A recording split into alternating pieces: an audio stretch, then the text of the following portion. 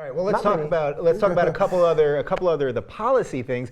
I was sort of disappointed that the NSA. Have you heard about this situation? We're going to get to it several times later on the show.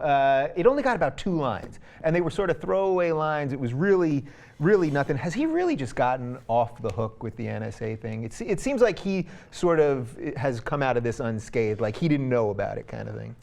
I think it's gonna eventually gloss over. I missed the 2 points. When you said he's mentioned twice, I was trying to remember when those It two was sort happened. of one thought, but just 2 sentences in a row, and then that I was missed both it. sentences. Yeah, so That's well, how then there small you it go. was. Well, Yeah. you know, we talked about this a little on the point last week. I think that for most people, the NSA thing, they're sort of horrified to hear about it, but at the same time, they've kind of resigned themselves to the fact that there's no privacy left in this internet world, and that the government is always kind of pulling these sort of shenanigans. So I don't know that it has an outrage that sticks. Yeah. You hear a new thing and you go, oh, that's terrible, and then it doesn't, you know. Yeah, and speaking of that, we're going to get to one of the new things Yeah. in a segment shortly.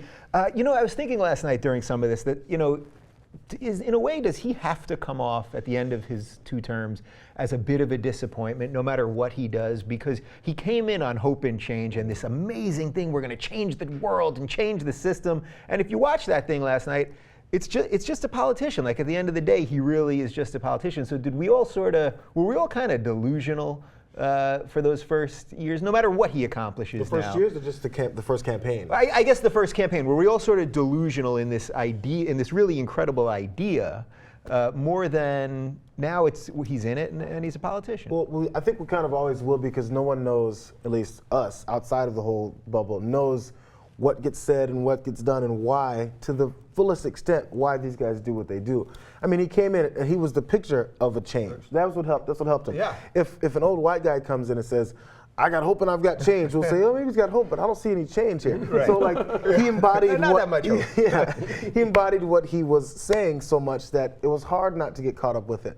So once there was a certain level of disappointment in him not doing everything we expected based on what he said, they were like, wait, this doesn't make any sense. Well, he's just like, or in many ways, just like a lot of the other ones, and that's where it comes from. Yeah, and that's what I mean, that the idea was so big that no matter what he would have done, that in a way, the system isn't changed. Money isn't out of politics, those kind of things. Yeah, I think that sometimes people get too excited about stuff. Look, if Kennedy had not been shot and had made it through 2 terms, there would have been the same sense of like, oh, well, he's not, he's immortal, Yeah. And I think he's amortal is what I'm saying. And I think the same with Obama. It's like, yeah, he does not live to the sort of crazy expectations that we had in 2008, but we were also coming off of 8 years of horror, and I think that in the historical perspective, look at the bikini graph, look at whatever else, that you just sort of look at the concrete accomplishments of this administration.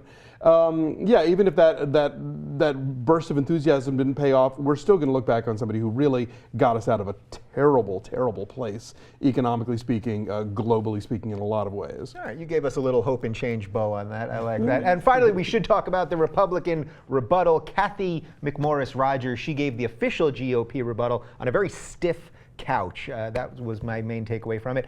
Mike Lee gave the Tea Party rebuttal. Rand Paul gave the independent rebuttal, or was it the independent? Rand Paul rebuttal. It was just the Rand Paul, I'm in a nuclear bunker, I can't be hit by a drone here rebuttal. And then John Boehner gave a 6-second Vine rebuttal.